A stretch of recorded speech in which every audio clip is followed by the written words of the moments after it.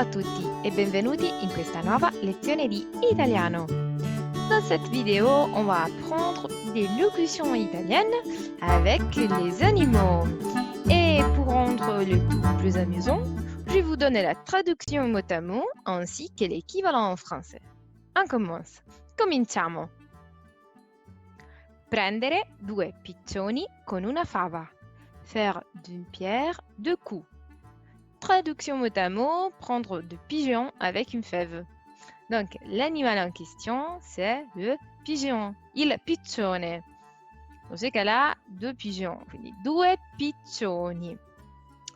Cela veut dire qu'avec un seul effort, on peut obtenir plusieurs avantages.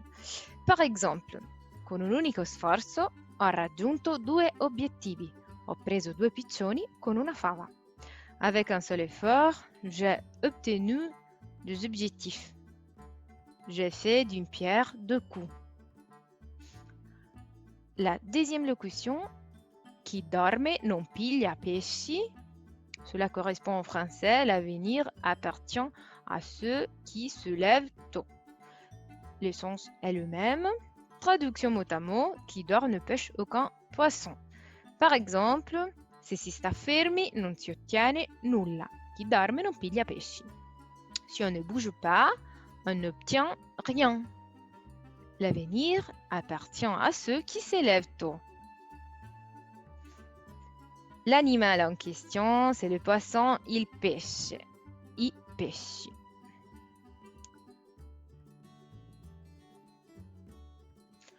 La troisième expression, in bocca al lupo, on avait déjà rencontré cette expression et cela veut dire bonne chance. Traduction mot à mot de la gueule du loup. Donc, cela implique l'image de la protection. Et donc, on souhaite de la chance, bonne chance. Par exemple, in bocca al lupo per l'esame.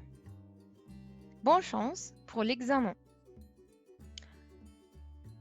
Meglio un uovo oggi che una gallina domani. Un tien vaut mieux que deux, tu l'auras.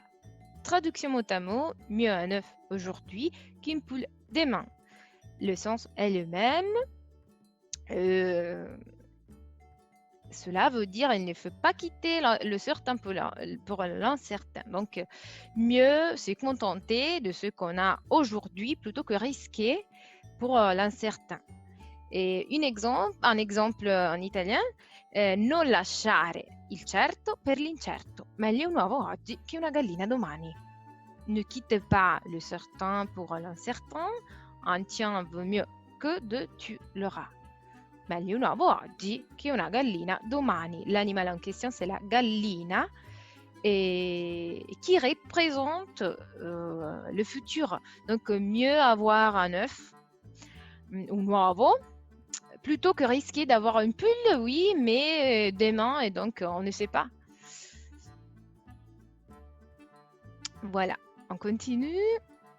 Fa un freddo cane. Ça correspond en français, il fait un froid de canard. C'est sympa voir que les animaux, dans les deux langues, changent. On utilise le chien, donc il cane. En français, le canard. Et traduction mot à mot, il fait un froid de chien. Par exemple, le temperature sono molto basse, fa un freddo cane. Les températures sont très basses, il fait un froid de canard. Fa un freddo cane. Et puis, sputare il rospo, ça correspond en français cracher le morceau. Traduction mot à mot, cracher le crapaud. Oui, rospo, c'est le crapaud. Par exemple, dai, dimmi tutto. Sputa il rospo. Allez, dis-moi tout. Crache le morceau, sputa il rospo. Et encore, le deux dernières. Quando il gatto non c'è, i topi ballano.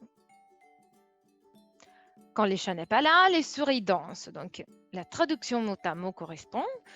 Le sens est le même. Par exemple, il capo oggi non c'è. Com'è che si dice? Quando il gatto non c'è, i topi ballano. Les cadres aujourd'hui ne sont pas là. Comment est-ce qu'on dit? Quand le chat n'est pas là, Les souris dansent. Et la dernière, avere la pelle d'oca. Ça correspond en français à avoir la chair de poule. Traduction mot à mot, avoir la chair d'oie. Donc, aussi, dans ces cas-là, les deux animaux employés sont différents. Oca, l'oie. Je vous donne un exemple. Il vento è così forte che comincio ad avere la pelle d'oca. Le vent est si fort que je commence à avoir la chair de poule, la pelle d'oca. E voilà, j'espère che vous avez aimé cette vidéo. Spero che questo video vi sia piaciuto, vi sia stato utile. Ci vediamo la prossima settimana con una nuova lezione di italiano. Ciao a tutti e grazie.